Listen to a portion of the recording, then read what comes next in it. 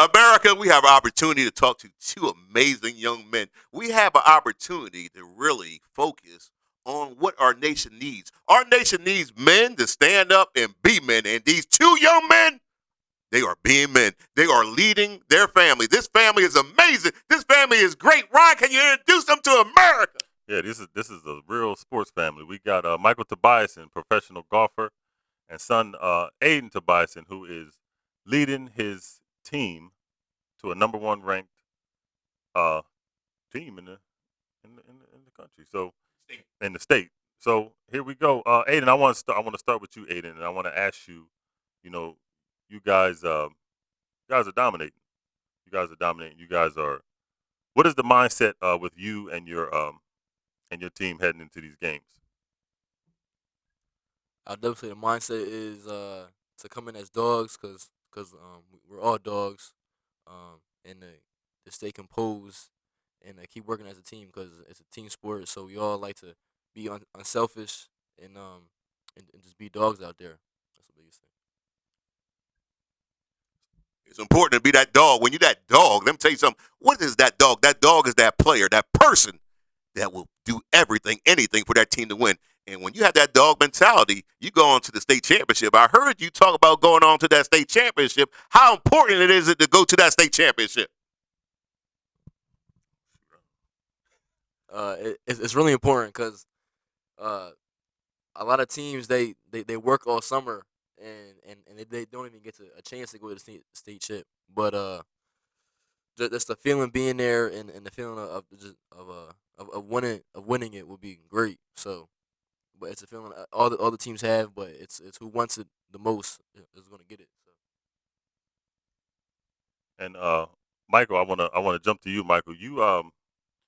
What is it like for you? You know, as a father, watching your son. You know, every time he goes on the floor, that he does what he does every week. Very proud. It's a blessing. I have to say, for me being a basketball player myself, Hmm. and seeing my son in the same high school that I played, it's humbling, and it's something that I can't even put into words, because as a father, that's what we dream of, is having our son follow his dreams, do what he can do, and excel at it. I just want him to know that we're all very proud of him, and look forward to him in the future. Keep getting better and better, not just as a basketball player, but as a person. And Hmm. that's one thing I can say about my son, is he's a great person. And for all of us out there, that's what we strive for. When did you notice him pick up the game of basketball?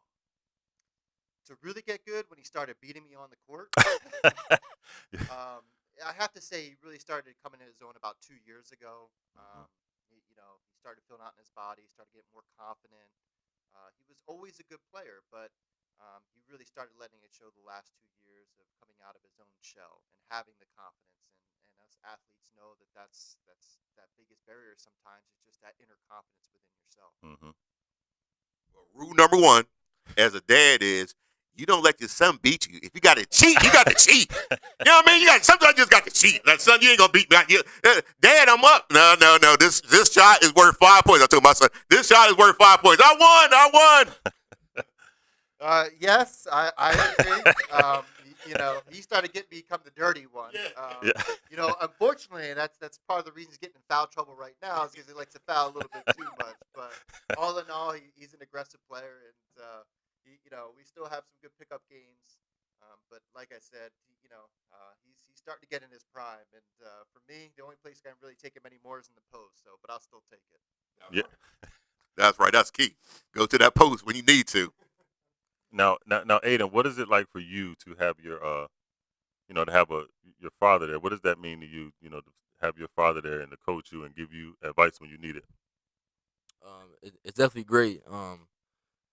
Especially after games when I'm getting constructive criticism, because I know a lot of dads they just tell us on good game, and that's it. But for him to know the game, and for him to coach me after a game, a win or a loss, it definitely feels good that someone's there to actually be supportive of me, and to actually care what happens in my life. So it definitely feels good. And going back on that point, I think that's one of the hardest things as Aiden's father. Since I played, I'm his harshest critic. Coming after each game, I try to focus on the good things, but also too I got to focus on some of the things that he does need to improve if he wants to take it to the level he wants to take, which he wants to be in the NBA. There's certain things that great players do, and I'm looking forward to being that dad that just sits back and lets the Temple staff take him over from now. Yeah. But until he gets that state chip and that his goal, I'm going to have to be a little hard on him. But once again, I think we all need a little bit tough love. Hmm. Now, speaking of, you said that's what great players do. Aiden, who would you say your favorite player is? I would probably say my favorite player is. I know we talked about this. Nah, it's not LeBron, but nah, my favorite player I think is KD. I think like KD's game. Jason Tatum, like his game. Um, and Anthony Edwards. I like his all around game. He can play offense, defense, and he's leading his team. So I definitely like Anthony Edwards' game. You got any old school players in there? Nah, yeah.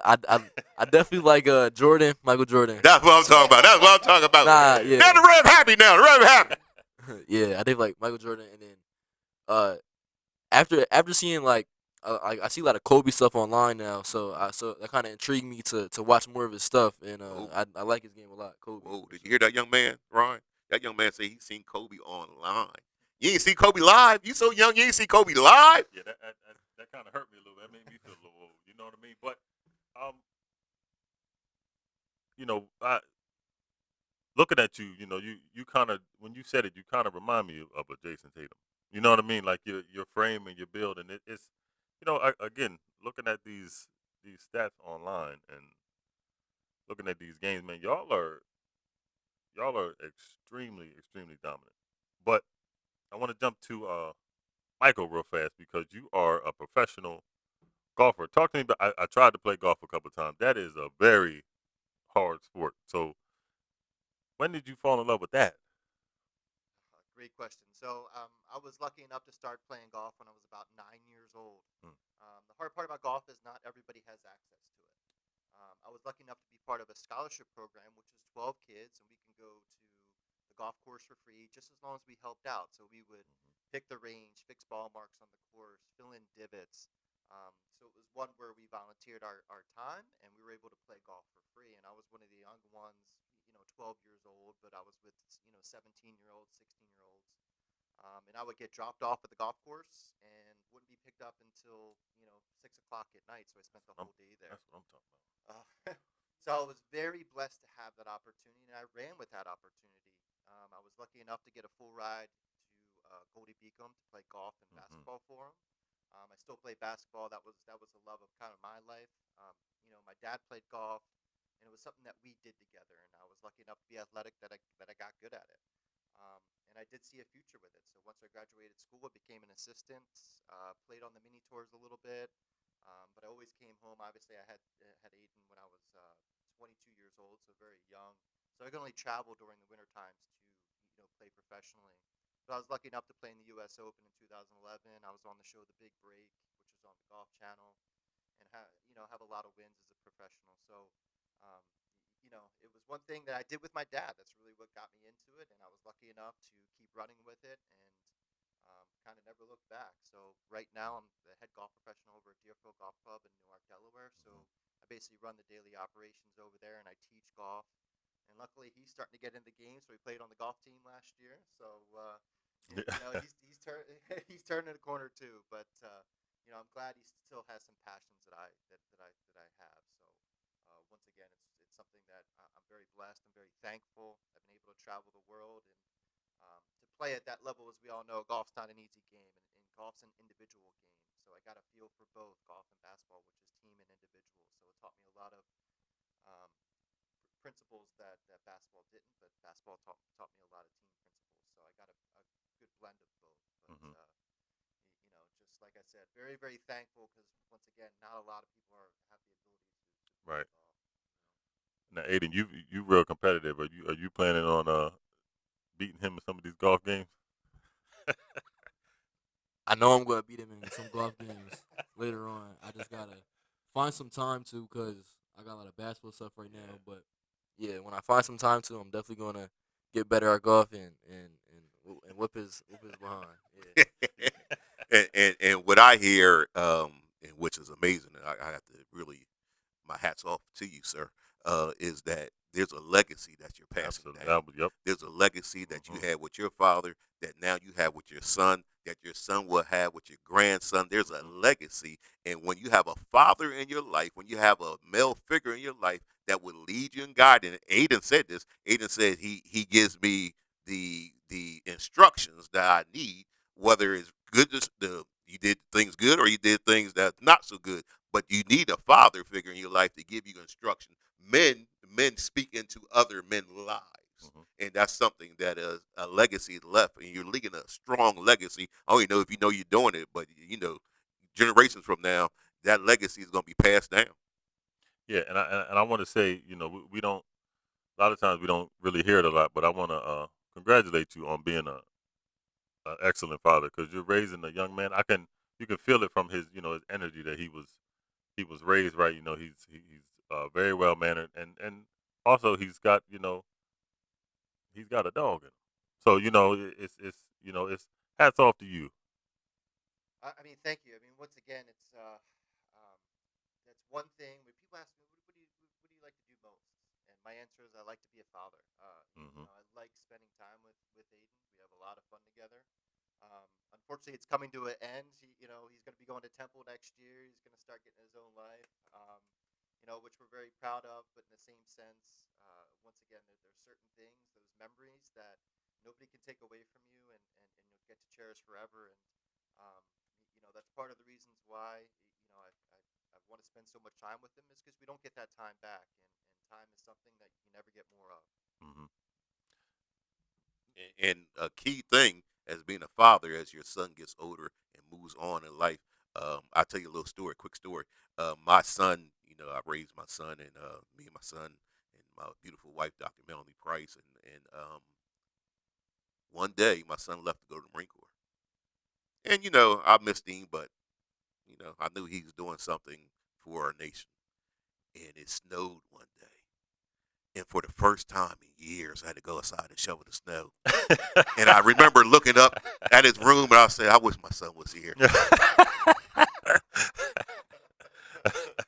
Now I want to, you're on we talked about it, you're on your way to Temple, next year. So that transition for you, what's some of your main goals that you have, just not for basketball, but just, just a different opportunity, that you can move and grow in your life. Uh, I think yeah, it's past basketball because the Fox School of Business is a great program, a great business program, and I'm taking up entrepreneurship in college. So I think just with that degree, it's going to hold me for life. So, but I think with the coaching staff and the players is definitely going to make me a better man because I already know just being around them, they're great people, and they preach great things, and I just know they're going to build me to a better man. So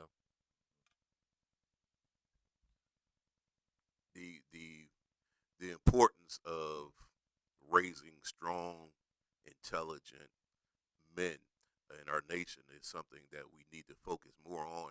And just spending time with both of you, I see that Aiden is a strong, intelligent young man, Hmm. and he has a bright future. He's going on to the University of Temple. Oh my goodness, University of Temple, Yeah, man. full ride to the University of Yeah, Temple. man. You know how much money that's worth? You know how much money you saved your daddy? Yeah. You saved your daddy a whole lot of money. Just get a full ride. I mean, that is something wonderful, man. You ain't When you lying. get to see your son do great things and save money, oh, it's a blessing. You ain't lying. Well, it's funny you say that because on Christmas Day, everybody's getting their presents, and I go, Aiden, where's mine? He said, my scholarship's your present. Ooh. You know what? That's what I said, all right, fair enough. I'll take it. Yeah. I'll take it. Um, but as we said, with Aiden, good head on his shoulders, and I think he's going to do a lot of great things. I told him this. Luckily, I'm in the Hall of Fame for my college conference Mm. and my college for golf, so I think that's a good goal for him. I think he wants to somehow get in Temple's Hall of Fame, which I look forward to watching too. Hmm. So your Hall of Fame that's more important than the Hall of Fame of life. If you become a strong young man that is doing what your dad did for you, raising your children, your future children, you're raising your children to be quality people in society. That's the Hall of Fame of life, and that's what I want you to shoot for as well. And I want to, before we close out, I want you to know I'm gonna come out and check out some of these games, man.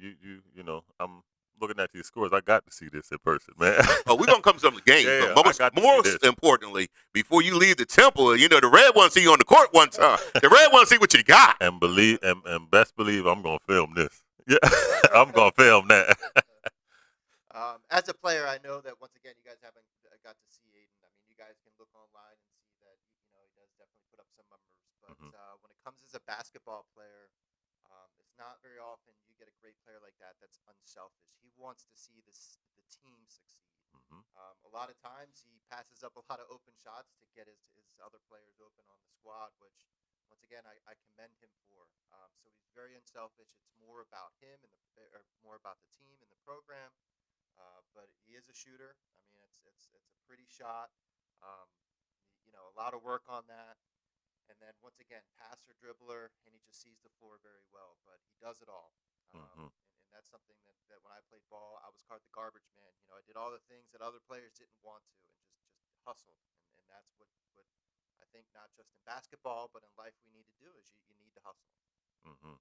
Yeah, that's true. Hustling in life is important, and being a good teammate is important.